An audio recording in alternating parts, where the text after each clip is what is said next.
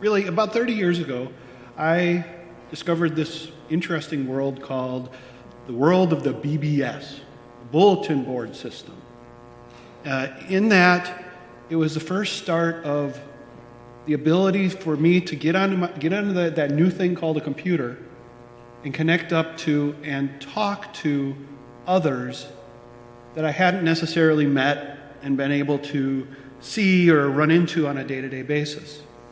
And through that, I met a lot of people around Milwaukee, Wisconsin, and then ultimately all over the United States as the capabilities of communication grew and became cheaper and easier to do. To what we have today, where we can call someone anywhere in the world and talk to them, and it costs you 30 cents. I can send a message to people in India, and they'll respond in 5 seconds. When I discovered that BBS, the thing that was really interesting about it was that I wanted to be involved. I wanted to be engaged on this, and so I started running my own.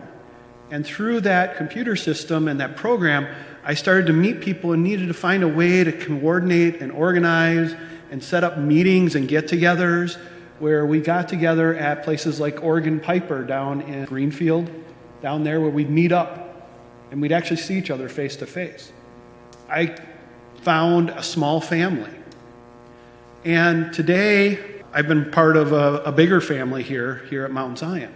I've met almost everybody here, at least I've talked to everybody a little bit. And one of the challenges that we keep running into is how do we all pull together and communicate and connect? We do it when we come here face to face, but how do I know who's on what committee? How do I know who's engaged on what project and what effort?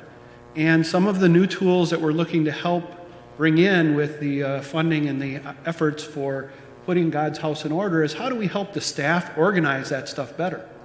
When we transitioned off of having 2 senior pastors here to our interim pastor for several months, we needed to organize and pull stuff together. And we did a really good job at it, but it was very difficult. There was a lot of challenges, a lot of spreadsheets and other things that were put together. Today, there's software that we're looking to be able to upgrade and improve and make that back office run easier so they can spend their time helping people and not coordinating. And that's all part of becoming part of a family, is how do we make it so the important stuff, which is me talking to you face to face, me working with you on the next effort, versus, okay, who's on what list? How do I make sure they get the email? How do I text them? Oh, they wanted me to only call them this way. How do I track all that? I want to make that easy. We want to make that easy. I want to make it that it's part of our family and that we're here for each other to help each other. So when you get that commitment to figure out how to put God's house in order, please think about it, that this is one of the objectives and goals that we're trying to do. And the money that you put out there is going to go towards these efforts that we've put in there. So give it some thought. An extra $1 or $2 a week or a month, it does add up. And those commitments are what really help us the most. Thank you.